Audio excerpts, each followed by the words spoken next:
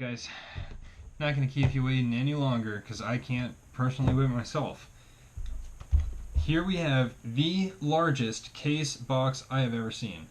I was specifically covering the price because it's somewhat of an astronomical number to see, and I'm just like blown away. I didn't know what this could be when I saw it, but I had only one guess, and the buyer of the knife confirmed that guess to me. You'll see it says cattle knife antique. Here's the model number and all that, but it didn't say something on it that I really expected it to. But further inspecting it, I mean, I was just like, this is a special knife. What could this be? It comes in this huge box. It comes in this gorgeous case here. That's a hefty zipper too. And wow, all wrapped up. I got about this far before I said, hang on a minute, I should really figure out exactly what's going on here. And, you know, sit down and film a Jimbo TV of the actual unveiling. Oh, and this is actually sealed. So, very sorry, my friend Gary. I'm opening up your sealed instructions here because it says product quality information. And we got to check this out, guys. We got to just check out what the quality information says, right? Sorry, this is slightly boring for you while I open this, but I'm just going to see what exactly this is. Congratulations, you now own a handcrafted piece of American history. To own a case knife is to support quality artistry, blah, blah, blah. The famous trademark, proper knife use, locking blade safety notice, blah, blah, blah. It doesn't really say anything specific about what this knife is. So I was expecting that. I'm sure he won't mind that I open that very general and standard information booklet. But he actually specifically told me to open this and give it the old once-over, because what I have in my hands is a Case Bose collaboration knife. These are a pretty penny, and they are pretty stunningly beautiful, especially now that I'm getting one in my hands. Oh my. Okay. He has asked me to do a real fit and finish look over. So I'm going to let you guys look it over too. How does that spring look? What do you think? Do we notice anything? I right away notice a little bit of this one. This spring right here is not flush really. You hear that? Catching my nail right there on this. So right at the beginning I can see there's one, just, yeah, it's definitely, and I'm glad I remembered to do that. And I almost just popped a cap with the Bose knife. If it was my knife, I would have had no problem doing that, but not my knife. So what I've got in my hands here is a knife that I expected would be kind of similar to this one. Another cattle knife. This is again a GEC calf roper, the 66 pattern that, you know, we've been going over this the past couple weeks. And here you'll notice I needed to pull this out for the comparison. Yeah, a lot more flush. I actually do see on this one in particular that it's not flush with that brass liner, but if you go through if you go through a bunch of them, you'll definitely get your this one's flusher than this, that's for sure. Just looking at that, I don't know if the camera will pick this up, but that back spring is definitely not flush on this side.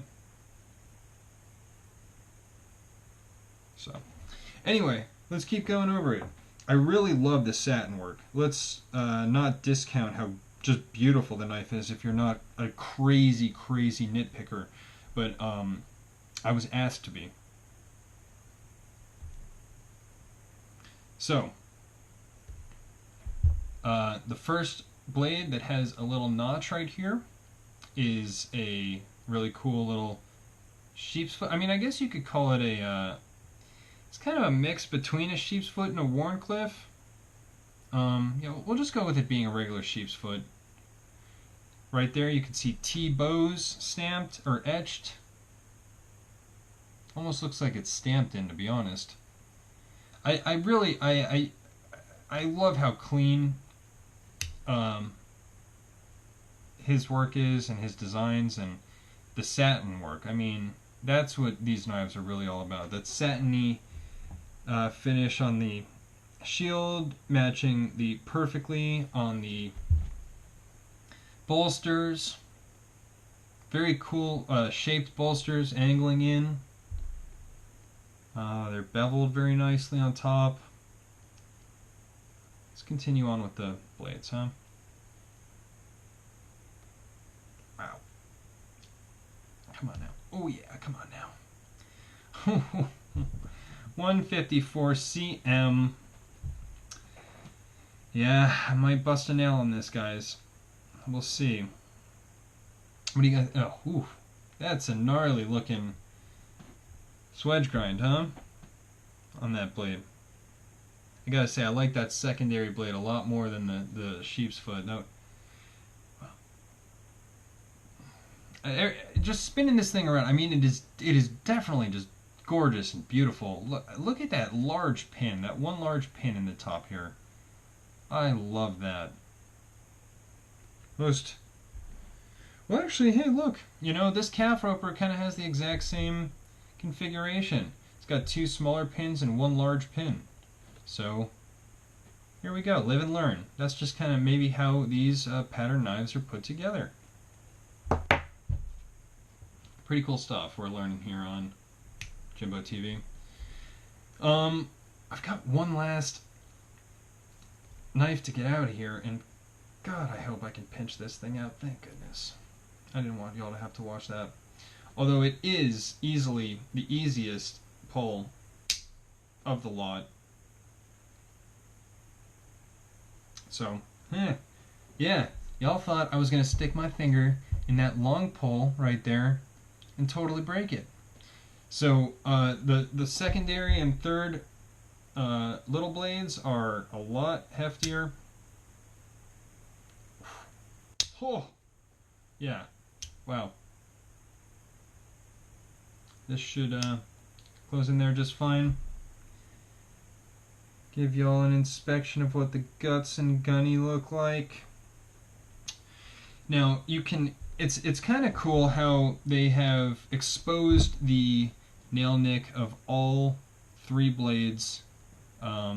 It's just very well artfully designed. You know, I mean, what else can you say about it? Here on the GEC calf roper, all you see is the one long pull of the main blade. So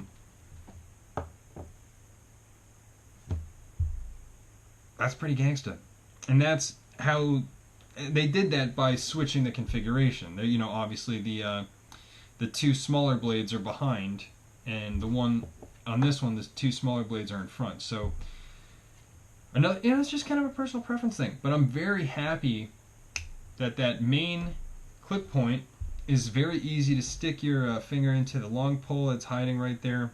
It's got a nice, just a simple, probably 5 or 6 spring. And this thing's super comfy in the hand, I gotta admit. Let's get some dimensions. I've got a blade length of just under 2.5.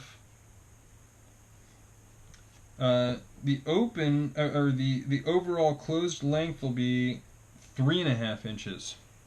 So from bolster to bolster, 3.5. Right from the sharpening notch out to the tip is 2.5. And yeah, I don't have too much else to say. Case USA etch or stamp at the bottom of that. And it also gives the little more information, USA TB blah blah blah. And when you fold it this way, you can see that it also says 154 cm on that blade too, just hiding down there at the bottom. So Gary, I think you did really good on this. I think that the bones, yeah, I didn't even talk about the covers yet. They are gorgeous in themselves. I love that back cover. I wish both of them looked a bit more like that back, but the front has the shield, which is gorgeous in itself. So I think you really scored on this thing, man. Besides that one, yeah, you know, me personally, I've never been a stickler about backspring level or, you know, flushness. It's something that people really care about, especially knives that have half stops. Sometimes like that, they'll say, oh, is it flush at the half stop? I mean, this one's basically the same exactly where it is, and it would be this side that's kicked at the half stop anyway. This is actually pretty nice at the half stop, to be honest. But yeah, so nice walk and talk. It's gonna, that'll wear in. He just, you know, this thing probably needs to be flushed and played with a bit, and it's gonna be the apple of your eye, the gem of your collection, Gare. Thanks so much for letting me check it out. I will have it on its way to you pronto, because I've got 2 of your other knives. So, guys, thanks so much for watching this episode of Jimbo TV. Please like the video and subscribe if you haven't already, and I'll see you next time.